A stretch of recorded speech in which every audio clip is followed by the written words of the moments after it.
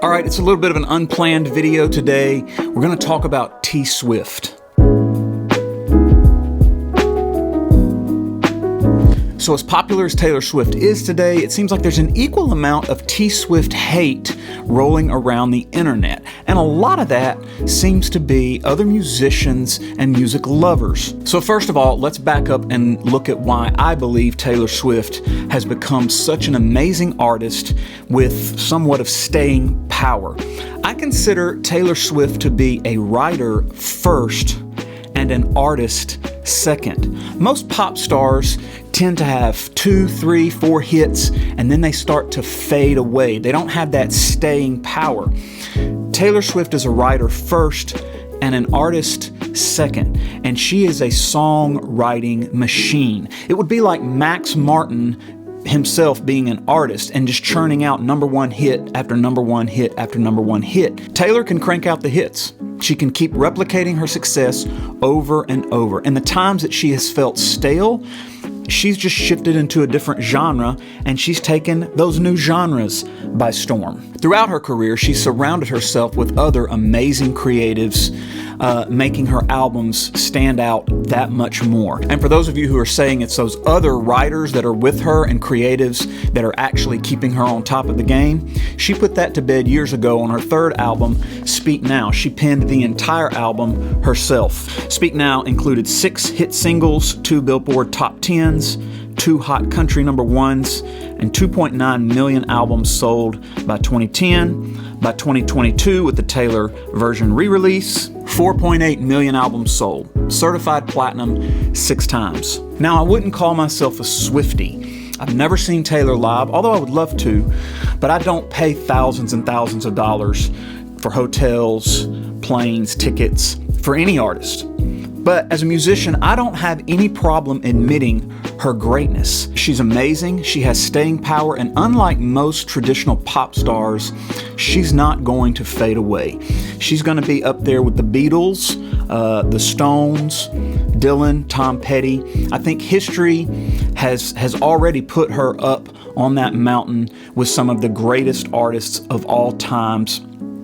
She's become more than a country star. She's become more than a pop star. She's essentially become a rock star. So why do so many people, and musicians in particular, have such a problem with Taylor? Some would say it's her music. If you like catchy radio hit pop tunes, okay.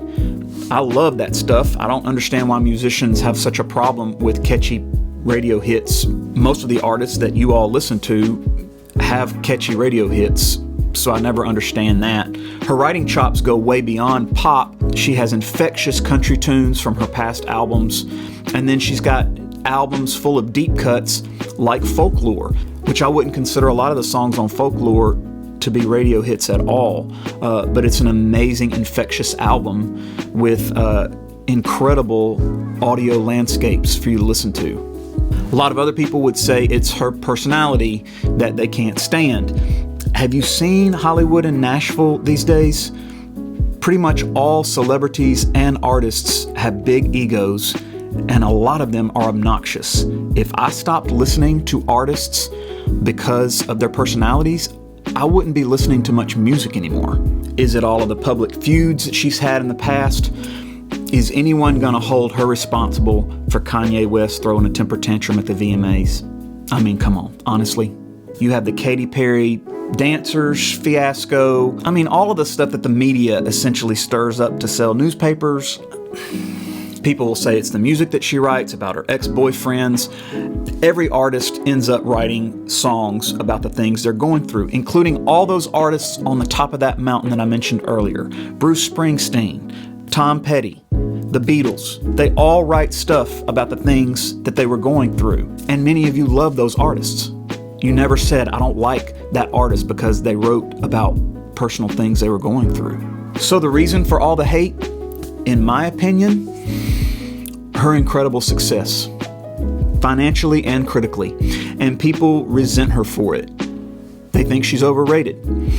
Art is subjective, but consumer spending isn't. Forbes currently has her net worth at $1.1 billion. There's only a few female artists in the history of time that has reached the billion mark. And she's now one of them. She's surrounded herself with some incredible business people, some very savvy people. The re-records, a stroke of genius. The Taylor versions, a stroke of genius. And not only that, every time she's putting these out, she's putting all of these special editions, which even my wife will tell you, I ended up having to have one of those special editions when I walked into a record store in North Mississippi a few weeks ago.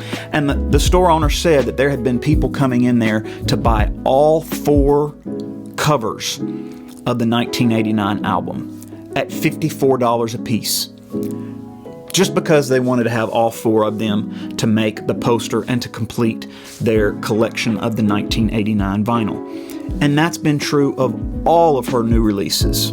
I think she writes great music. What do you think? Let me know in the comments.